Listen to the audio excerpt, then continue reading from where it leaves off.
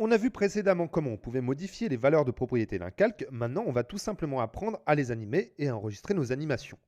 Je vais remettre mes propriétés de rotation à 0 et je vais venir prendre ma tête de lecture et la positionner au tout début de mon animation. Avec le raccourci clavier I, je peux faire exactement la même chose. Donc I, je place ma tête de lecture au début de mon animation et le raccourci clavier O à la fin de mon animation. Je vais maintenant venir appeler la propriété position sur mon calque en appuyant sur la touche P et je vais venir m'intéresser au chronomètre qui se trouve à gauche de chaque propriété de transformation. Je vais venir enclencher le chronomètre en cliquant dessus. Le chronomètre va maintenant changer de couleur, ce qui signifie son fonctionnement.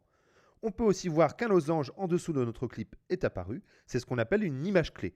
En cliquant sur le chronomètre, After Effects a enregistré dans cette image clé la valeur de ma propriété position, à la première image de mon animation. Si je viens repositionner ma tête de lecture sur mon image clé et que je modifie maintenant mes valeurs de position, After Effects enregistrera automatiquement dans mon image clé les dernières modifications. On va maintenant venir s'intéresser à notre zone de montage et on va faire un zoom sur notre timeline. Pour ça, il y a différentes façons de procéder. Ici, par exemple, je vais pouvoir venir modifier le bouton zone temporelle. Et lorsque je vais aller sur la droite, je vais agrandir ma timeline. Et lorsque je vais aller sur la gauche, je vais la réduire.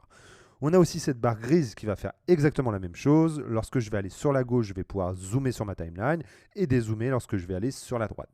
La dernière façon de procéder, c'est en appuyant sur les touches de raccourci clavier plus ou moins. Ça va permettre d'agrandir ou réduire ma zone temporelle. Pour ma part, je vais zoomer un maximum et là, les numéros du dessus, ils correspondent aux images de mon animation. C'est donc plus facile pour moi de me repérer. Je vais pouvoir naviguer d'image en image et je vais me positionner sur ma 25e image qui correspond à notre première seconde de notre animation. Rappelez-vous, lors de la création de notre composition, nous avons rentré 25 images dans les cadences. Résultat, si dans ma timeline j'avance de 25 images, ça correspond à la première seconde de mon animation. On va venir dézoomer encore un peu, ça va nous permettre de voir plus clair si on anime sur une seconde.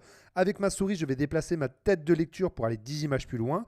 Ou alors, je vais utiliser mes raccourcis clavier page précédente ou page suivante. Si vous avez un MacBook et vous n'avez pas ces touches sur votre clavier, vous pouvez utiliser les raccourcis alternatifs FN plus flèche du haut ou flèche du bas pour faire les mêmes manipulations. Et si vous restez appuyé sur Shift et page suivante ou page précédente, vous allez avancer de 10 images en 10 images. Je vais venir me positionner à la 20e image clé de mon animation. Et maintenant, si je veux animer ma propriété de position, je n'ai plus qu'à modifier sa valeur car mon chronomètre est déjà enclenché. En modifiant sa valeur, After Effects va venir me créer automatiquement une nouvelle image clé. Et maintenant, si je viens bouger ma tête de lecture avec ma souris, je vois que mon calque est bien animé de gauche à droite sur la propriété de position. Si je veux rajouter un effet de rotation, je peux cliquer sur le calque, appuyer sur la touche Shift et R pour rappeler la propriété de position, me placer au début de mon animation, enclencher mon chronomètre et venir me placer à ma seconde image clé. Si je rentre la valeur 1 dans la propriété de rotation, mon calque va donc maintenant venir bouger sur position et tourner sur lui-même avec la propriété de rotation. Attention, si vous réenclenchez le chronomètre sur cette propriété, vous annulerez directement toutes vos images clés.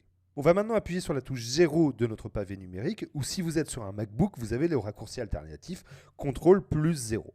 On va ainsi lancer une prévisualisation RAM. Le logiciel va venir parcourir notre animation une première fois, et quand il aura terminé, il va pouvoir lire l'animation en temps réel.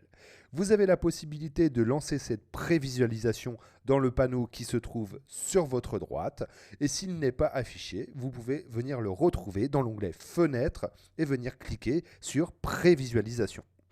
Je vais maintenant venir modifier ce qu'on appelle la zone de travail qui est symbolisée par cette barre grise au-dessus de notre timeline. Je vais me placer à la fin de mon animation et avec ma souris, je vais venir déplacer ma zone de travail à côté de ma seconde image clé.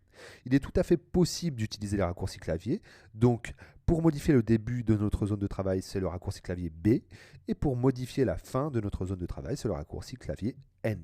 Je vais me placer au début de mon animation et je vais appuyer sur B. Et je vais me placer sur ma seconde image clé et appuyer sur N. Je vais maintenant lancer une prévisualisation RAM et je vais donc boucler mon animation.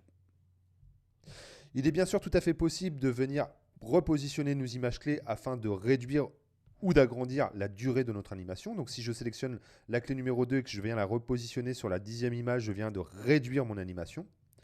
Maintenant, si je sélectionne mes deux images clés et que je les repositionne au début donc, de la 10e image, Au démarrage, il ne va rien se passer et mon animation va se déclencher à partir de la 10e image. Donc je fais une prévisualisation RAM, voilà. Il est tout à fait possible de faire une animation sans modifier une seule valeur de propriété. Donc là, je vais vous montrer comment on fait. On va renclencher le chronomètre pour annuler nos images clés. Je vais me repositionner au début de mon animation, enclencher mon chronomètre. Je vais me positionner à ma 20e image clé et avec ma souris, je vais venir déplacer mon texte à droite en appuyant sur Shift pour le contraindre d'avancer tout droit. Et là, si je fais une prévisualisation RAM, je viens de créer une nouvelle animation et je n'ai modifié aucune valeur de la propriété transformation.